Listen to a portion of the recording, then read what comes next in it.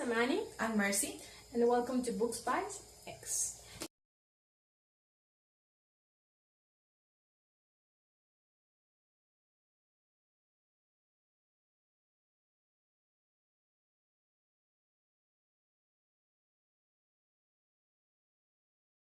So, I have a book here that is a compilation of Costa Rican traditional legends. So, it has different sections. The first section is for legends of the land. So, it's about like haunted places here in Costa Rica and things like that. The second part is legends of religion. So it's like virgin apparitions and things like that. And the final part is legends of magic. And these are the ones that are more famous here in the country. And they are told orally. Is that right now? They are told orally from generation to generation. And people have been scared of these mythical legends for a long time here in Costa Rica, but they are not actually scary, but I guess that when they were created, it was really creepy for people back then. They are actually scary. When I was a little girl, I don't used to sleep at all when my grandmother told those kind of stories to me. But that's because she's scared of her own shadow, so that doesn't count actually. That's true. So, I'm going to mention just a few that are more known here.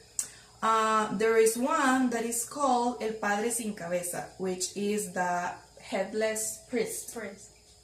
So it's supposed to be a young priest that he was assigned to a specific church, and he was like such a party boy, and he used to drink and hit on girls, and he was a terrible priest. So he was cursed or something like that. And he was decapitated and he was cursed, and so he was cursed to give the mass eternally without his head in this specific church. So people supposedly see him performing the mass on this church.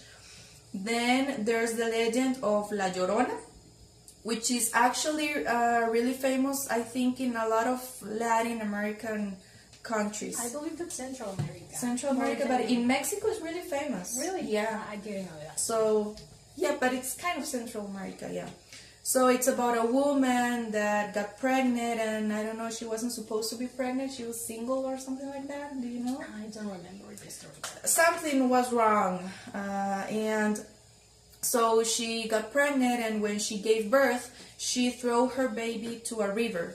And then she regretted, I guess, so she haunts this river crying for her baby and calling for her baby. There are legends of goblins, and these are supposed to be like playful little beings that take children into the woods and get them lost and things like that. And they also like misplace things on your house, right? They move things so you can't find your stuff and that.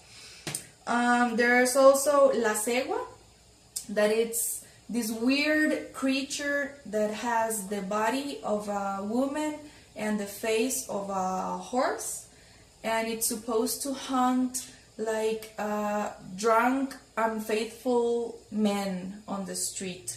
Back then, when men would ride their horses back home after partying with women and stuff, this beautiful girl would ask for help on the middle of the road, and she would ride on the back of their horse with them, and at some point when the guy would turn back to tell her something, she would have the face of a horse, and it was supposed to scare unfaithful men so they won't do it again. And I guess that's it, right? I believe that. That's the most famous traditional legends here It's a good abstract, I believe. in Costa Rica. There are also urban legends, and they are like the woman on the road, la Dama de Blanco, which is supposed, and I guess this is really famous all around the world. I guess every country has its own version of this. It's a woman that would be standing in the middle of the road, and when you almost hit her with your car, she would disappear, and next thing you know, she would be sitting on the back seat of your car. That's my daughter, Bella. Say hi, Bella. Okay. There's also the nun of the glass of water, la monja del vaso de agua. This is a specific legend for a hospital here in Costa Rica, and it's supposed to be a nun that worked at the night shift of this hospital, and there was a dying patient begging for a glass of water, and she denied this glass of water to this patient, and the patient died thirsty, basically. So she hunts the halls of this hospital carrying a glass of water, and she offers this glass of water to the patients at night. And if it's supposedly that if a patient accepts this glass of water, he would heal miraculously.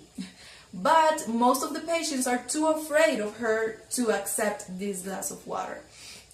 That's actually, I believe, a very, very common urban legend, and a lot of persons said that they used to see the nun in the hospital, I believe. Yeah, and this is for a hospital called San Juan de Dios, and I have heard a similar version of this for another place that is called Sanatorio Duran, which was a specialized hospital for tuberculosis.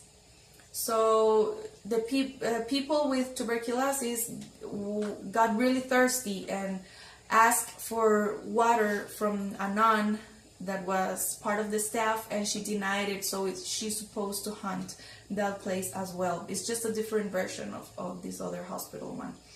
And there's also the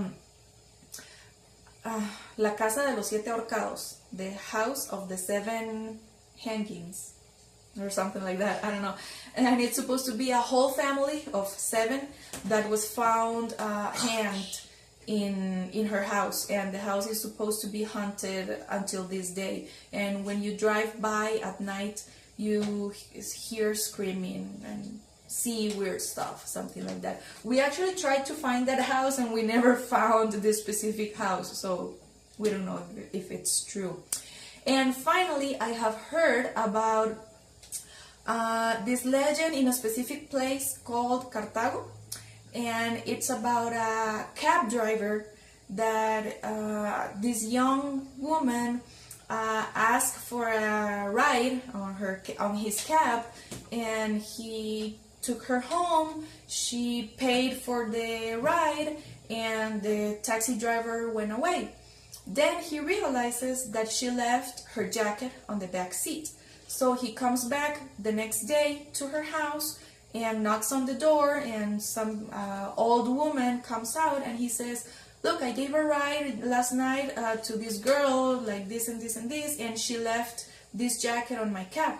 And the woman from the house would say, "Yeah, that's my daughter, but she died, I don't know how many years ago," or something like that. So that's something that I have heard a lot of times on that specific area called Cartago. And I guess that's it.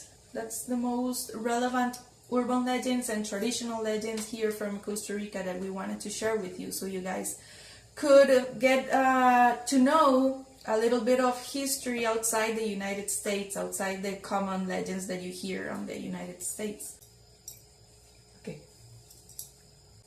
Actually, I'm not a very good reader of horror books, because actually I'm a coward. So